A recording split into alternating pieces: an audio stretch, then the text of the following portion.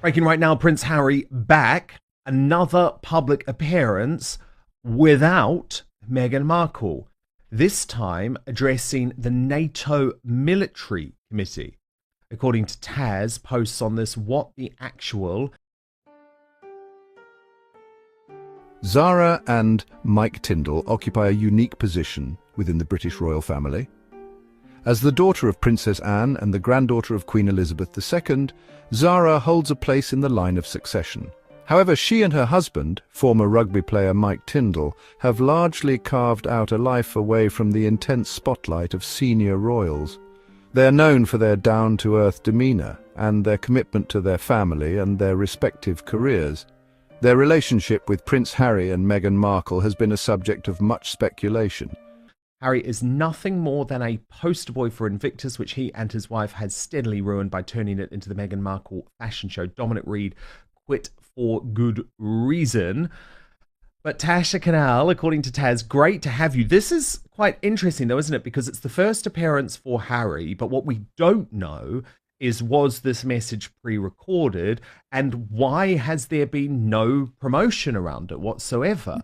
Something is going on because he was on his solo tour and no one even knows if he's returned to Montecito at this point or how long he spent away.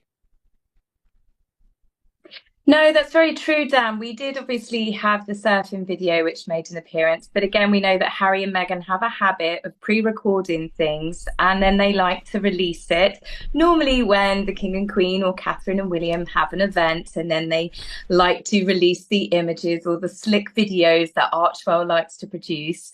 Now, obviously, we haven't had much coming from Harry and Meghan whilst the King has been on tour to Australia and Samoa. We did obviously get a lot of the divorce rumours, but as you said, this is the first time we've seen Harry. I'm unsure if this is pre-recorded. There's lots of varying information going around at the moment. They've made it sound so official that Harry was at a NATO meeting, and it is to do with the Invictus Games. Nobody there looks particularly interested in him either.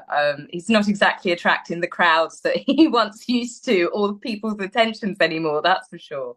Particularly in light of the Sussexes' decision to step back from royal duties. Despite the distance and occasional tensions within the family, Zara and Mike have maintained a generally cordial relationship with Harry and Meghan. They attended Harry and Meghan's wedding in 2018 and have been seen interacting amicably with the couple at various royal events. While their personal views on the Sussexes' choices remain private, their public actions suggest a degree of respect and understanding.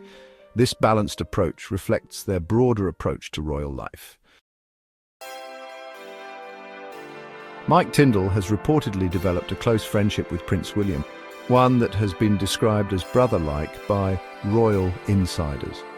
This bond is rooted in shared experiences, a similar sense of humour, and a deep mutual respect. Both men have navigated the complexities of growing up within the royal sphere, albeit with different levels of scrutiny and expectation.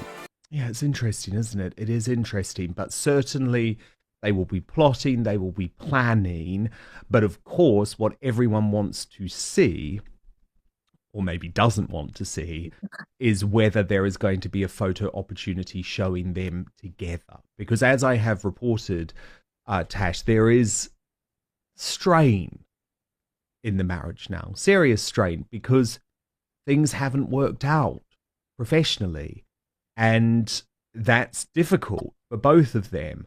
So there is pressure on them to at least show that they are back together. Of course, we also know that Harry was planning a solo holiday for his 40th birthday, and it is quite possible, you see this with royals a lot, we're going to be talking about it with Charles and Camilla shortly, that immediately after his tour, which Harry considered hard work, although for most people actually it would be easy, that he may have gone away then. But you have to admit, Taz, as a 40-year-old, it's a really odd thing to want to go on a solo holiday for your 40th birthday, leaving your wife and children in the mansion. It again points to serious strains. Oh, definitely. Of course, there's nothing wrong with wanting to spend the odd night away from your partner. I think we all do it, and especially if you're parents with young children, there's absolutely nothing wrong with parents wanting to go out and have that time away. Generally, if they do that, they like to go out together. But yes, for Harry to spend so much time away from his wife and from his children, it definitely raises questions. There's so many things that you think that they could take their children to. I've often said with the Invictus Games, it's a family orientated event. There's lots of children there. Meghan likes to go along and sit with children sometimes and post the photograph later to be used for an Archwell video to show that she's, really comfortable around children. Their children could quite happily go to those events and be with nannies. And yes, I do find it odd that they can spend such large time away from their children, weeks at a time, and then extending it by them further going on holiday. Now, I'm sure the children are being well looked after by nannies, but for a couple that constantly say the most important job in the world to them is being mum and dad, I mean, it's hardly surprising that Archie got confused and called the two palm trees in the garden mum and dad, if you remember. That was something that came out, I think, on either Harry's Spare or one of Meghan's conversations. Those children must be very confused with the lack of time they actually get to spend with their parents, I think. Their friendship has provided a source of support and camaraderie, particularly in recent years as the royal family has faced internal divisions and external pressures. This closeness between Mike and William naturally extends to their wives, Zara and Catherine, Princess of Wales. The two couples have been spotted together at various events, engaging in animated conversation and displaying a genuine warmth towards one another. This camaraderie suggests a shared understanding and a united front, particularly amidst reports of a rift between Prince William and Prince Harry. Indeed, indeed. Now, major developments, which I've been wanting to talk about for some time, in terms of Mike Tindall sending a real message to his old mate, Prince Harry. He's been able to do this via his new book, which is predominantly focused on rugby. So before people think he's doing a royal tell-all, he's not. But what's been very interesting, Tash, is for me to track the evolving relationship between Mike and Zara Tindall with Prince Harry. Because you'll remember in the early days, I mean, look, they got on like a house on fire. They were genuinely mates. And Mike Tindall was like the lovable older cousin that Harry absolutely loved. But, and this is something that a lot of people haven't realized, Tash, things have gone completely pear-shaped because Zara and Mike Tindall consider that Prince Harry and Meghan's behavior over the past few years has been completely reprehensible. And do you remember this scene?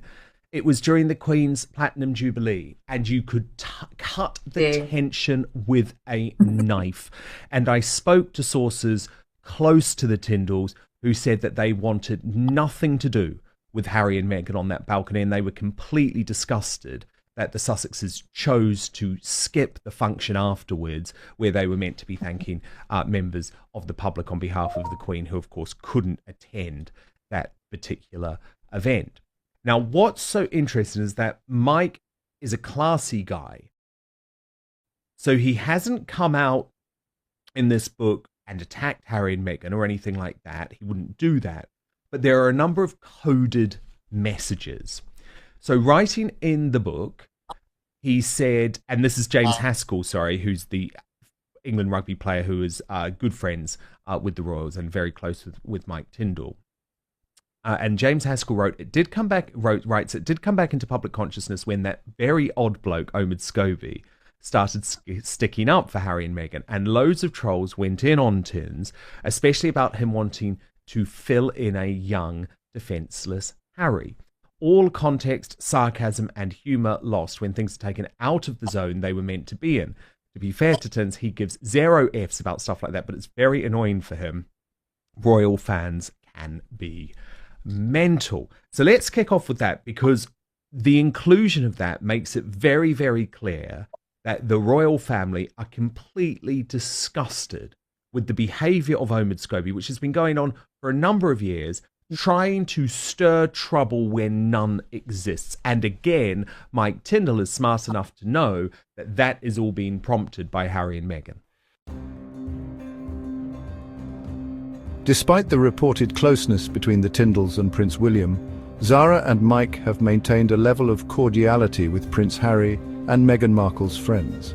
This was evident in their interactions with Nacho Figueras and Delphina Blaquier, close friends of the Sussexes, at a recent polo event in Australia. Zara and Mike were seen warmly greeting the couple, engaging in friendly conversation and posing for photographs together. Of course, I mean, they call Omid Scobie, which I know he hates, so it delights me in calling him it, but he is their cheerleader, and he has certainly helped twist the knife, push the attacks on members of the royal family. Like you showed that picture of Mike playing with Harry. They used to roughhouse each other. I mean, Mike and Zara actually took part in, I think it was wheelchair basketball for the Invictus Games. They were an incredibly close family. Zara and Mike were very affectionate with Harry. They are with all of the royal family. And I think they also feel very protective.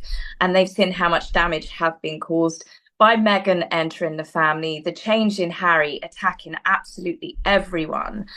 And then, of course, you've got Omid, who seems to have come out of nowhere. He arrived pretty much on the scene when Meghan did. He got his foot through the door because of his connections, because of Meghan, and was given the position. I mean, he made it onto the royal rota, you know, so he's been given a leg up, and he is someone, I would say, that is the chief stirrer. He could have a wooden spoon and he could stir up absolutely anything. He's continued to do so.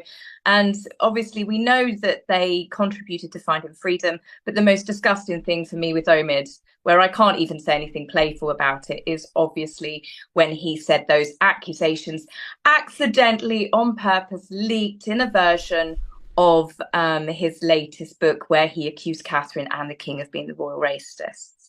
So he is just as unforgivable as those two when it comes to the attacks on the royal family. This encounter, while brief, speaks volumes about the Tindalls' approach to relationships within the royal circle. They seem to prioritise amicable relations and avoid taking sides in any perceived feuds. This mature and diplomatic approach is characteristic of Zara and Mike's overall conduct within the often turbulent world of the British royal family. Zara and Mike's primary focus remains on their family and their individual pursuits. They have expressed a desire to shield their children from the intense scrutiny of royal life as much as possible, allowing them to grow up with a sense of normalcy. However, they have also indicated a willingness to step up and support Prince William and the monarchy if needed. This support, while unwavering, is likely to manifest in a personal capacity rather than through any formal royal duties. Zara and Mike are content with their current roles and are unlikely to seek a more prominent position within the royal fold. Their priority remains their family, their passions, and maintaining a sense of balance within the unique dynamics of the British royal family.